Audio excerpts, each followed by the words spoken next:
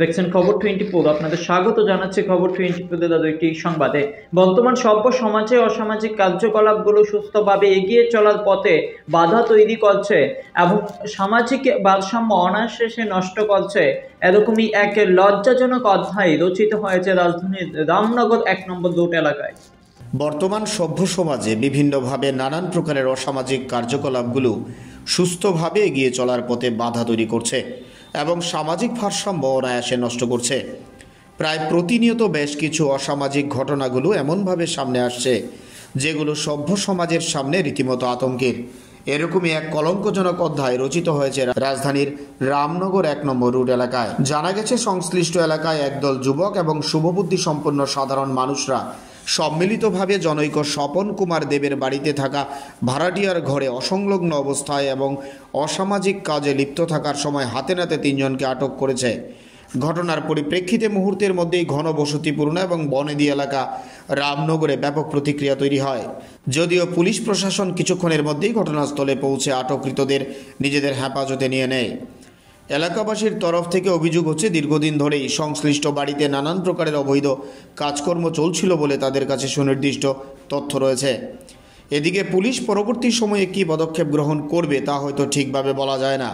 হয়তোবা নতুনভাবে গঠিত হওয়া ভারতীয় আইনের বেড়াজাল ডিঙ্গিয়ে যারা অসামাজিক কার্যকলাপ করতে গিয়ে হাতে নাতে ধরা পড়েছে তারা পার পেয়ে যাবে। কিন্তু এখন প্রশ্ন হচ্ছে, কবে সম্বিত ফিরবে আমাদের সভ্য সমাজের? অসামাজিক কার্যকলাপের মোড়কে আর কতদিন আমাদের এই সভ্য সমাজে কলঙ্কের কালি ছড়িয়ে পড়বে? এটাই এখন দিকে দিকে প্রশ্ন।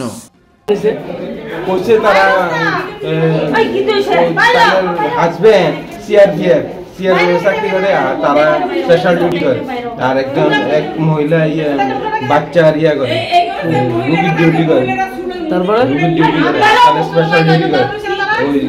আজকে কি শুনছেন? আজকে তো কিছু শুনছি না, আজকে তো আচ্ছা, ঘটনাটা কি হয়েছে? অ্যাকচুয়ালি আমাদের কাছে 3-4 দিন ধরে একটা খবর ছিল, এখানে একটা অসামাজিক কাজ হচ্ছে, ঠিক আছে? তো অসামাজিক কাজ আজকে একটা মানে আমাদের এখানে একটা ব্যবসায়ী মাছ বেচে আমাকে ফোন করলো যে দাদা একটু এমন ব্যাপার হচ্ছে, তাহলে একটু চলে আসুন। তো আমি সঙ্গে সঙ্গে এলাম, আমাদের চারপাশে সবাইকে ফোন করলাম, নিজে আপনাদেরকে ফোন করলাম, পুলিশকে জানালাম। যে একটা বাড়িতে ঢুকে দেখলাম এসব একটা অশ্লীল মানে কী বলবো ভাষার মতন কিছু নেই। তো দেখলাম, এটা দেখে খুবই বাজে লাগলো। আমাদের পাড়াতে এইসব কাজ হবে আমরা জীবনে ভাবতে পারিনি। বাড়ির মালিককে আমরা খোঁজ নিলাম, উনি আগরতলাতে নেই।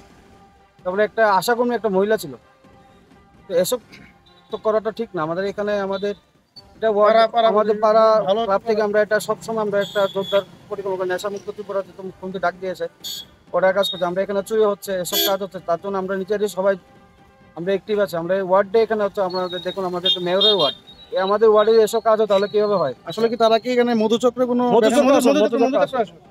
কতজনরা আটক করতে? এখানে আমরা 4 জনকে পেয়েছি, আর 3 জন একটা মনে হয় ছেলে ছিল।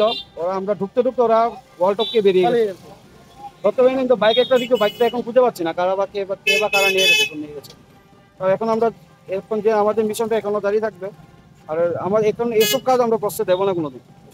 অসামাজিক কাজ, মধুচক্র কাজ, কে বা কারা আছে আমরা খুঁজে নিচ্ছি, পাচ্ছি, কিছু কিছু খবর আসছে আমাদের কাছে। আমরা বলবো পুলিশকে, এখন যাবো পুলিশকে। কোন জায়গা? এটা রামনগর নম্বর 1। আপনার নাম? আমার নাম স্বর্ণজিৎ দাস। ব্যুরো রিপোর্ট, খবর 24।